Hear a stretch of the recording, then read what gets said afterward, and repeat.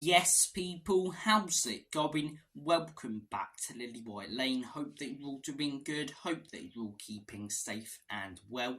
And I hope that you're all having a really good Thursday, wherever you are in the world, and whatever you are planning to get up to today. And you are all very welcome along to your Tottenham Hotspur versus Brighton match preview. But before we delve into the game and discuss all of the big talking points coming into it, make sure, if you haven't already, to smash that subscribe button, give it a Mike Tyson right hook.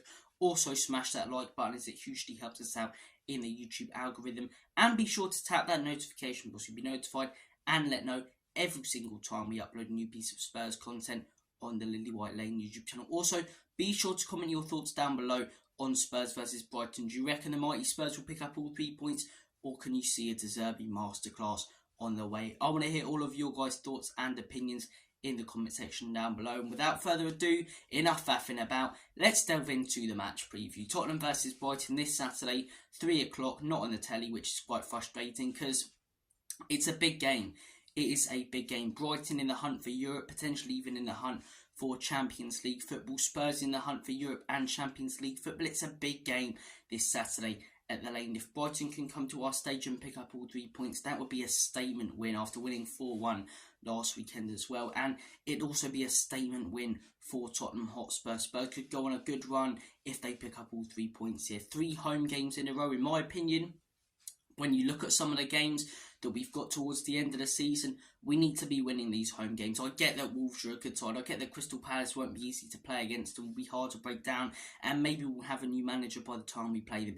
But those are the teams we need to be beating. Brighton are one of the teams we need to be beating in the hunt for Europe and Champions League football, especially at home and after what happened at the Amex in late December. So it's a big game, but for the first time, as I say, technically all season, because Bentancur's been out, but for the first time, I'd say since that Chelsea game, we have our first 11 back. We have the 11 that was top of the table before that Chelsea game. James Maddison back to full fitness, looking sharp again. Heung-min Son back from international duty. Look, could go one of two ways of Son.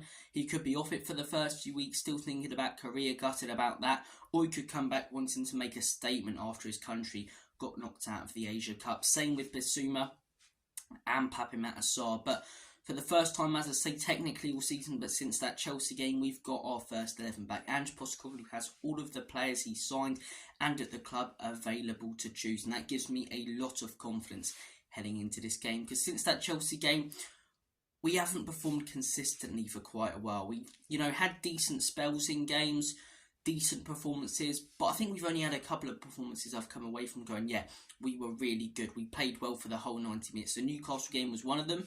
I'd argue that the Forest game was another one, but a lot of games, as I say, in November, December, and in January, we've had good spells in. Look at the last few. The Everton game we had good spells in, but we didn't perform consistently well for 45 minutes, let alone 90 minutes.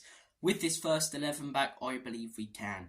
Because before the injuries, this was the first 11 that had us top of the league. This was the first 11 that went to the Emirates and grabbed a point and outplayed Arsenal and shut up all the Arsenal scummy fans who believed their team was going to smash us 5-1 and batter us like the bloody cod down the local chippy.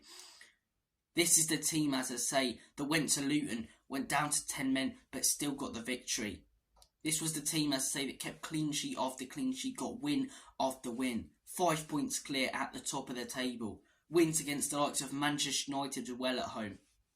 This team, as I say, did a fantastic job at the beginning of this season. Beat Liverpool, whatever way you want to look at the way that game turned out. And I'm so glad to have them back for this game. As I say, in terms of the lineup, look, I made a video the other day about the midfield, so check that out if you haven't already. If you want to hear my reasoning with the midfield I'm about to go with. But for me, I'd go with the first 11, as I say, that worked so well for the first few months. I'm going to go Vicario in goal, Udogie at left back, or technically left wing back, inverting into the midfield. Porro at right back, Mickey van den Ven and Christian Romero. I'd like to see Drags in, but I don't think this is the game to try him out in. Maybe the Palace game in a couple of weeks. Moving on to the midfield, as I say, I gave my reasoning for this in the video the other day. Pape Matar, Vias, Bissouma and James Maddison for me, and up top Richarlison, Heung-min Son on the left.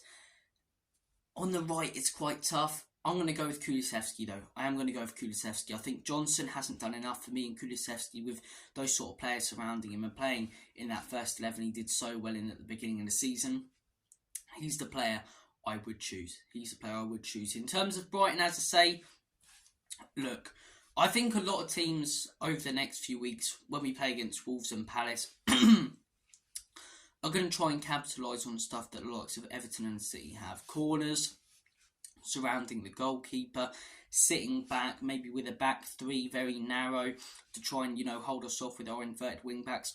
I can't see Brighton changing their system. Roberto de Zerbi is very stubborn on the way that his team plays. They've played a beautiful brand of football for a few years now, and I can't see them changing. I think you know what you're going to get with Brighton. High pressing, high energy, as I say. They're not going to relent. They're not going to park the bus. They're not going to sit back and try and make it difficult for Spurs. This is going to be an end-to-end game. And in my opinion, the winner will be the team that take their chances. No matter how big these chances are, the team that win this game will be the ones who finish their dinner. Spurs, as I say, at times this season have had games where they've had massive chances but missed them. Same with Brighton. As I say, whichever team's more clinical enough gets the win here, in my opinion. The midfield battle will be very, very interesting. Brighton have got some very dangerous players as well. João Pedro, he's very versatile, can play on the wing and as a striker, sort of as a false nine as well. He's a good player. Mitoma, not having as good a season as he did last season, but you've got to consider last season the guy was one of the best players in the Premier League. He set such a high standard. Solly March, always quite a dangerous player. And look, yes, we lost 4-2 to them in December, but we didn't have Romero. We didn't have Mickey van den Ven. We didn't have Heung-min, we did have Heung-min Son, I believe, but we didn't have, I don't think we had Udogie either. No Udogie, no centre-back partnership, no Bissouma, no Maddison. We were missing so many players. This time we've got a first 11. Brighton are missing a few players. They've got most of them back as well now. Both teams have pretty much their full 11 back. I think it's going to be a very interesting game, very end-to-end game. Both teams high pressing. As I say, whoever's more clinical gets the win here. Because I can see this game, I can see both teams having a very high XG. I really can. I think both teams give up a lot of opportunities whilst they create a lot of them. It's that high-risk brand of football. And hopefully, in front of our own fans, as I say, we can capitalise on our opportunities more, step up, play the better and more classy football, and I believe we will get the win here. First 11 back, as I say, the 11 that gelled so well together and played brilliant football at the beginning of the season. I'm going to go with a 3-2 Spurs win. I think it will be high scoring goals in this game. It's going to be exciting, and I think Spurs will get the win. I think we just have that world class. I think we've got world class players in our team that Brighton don't. Heung-min Son is a world class player.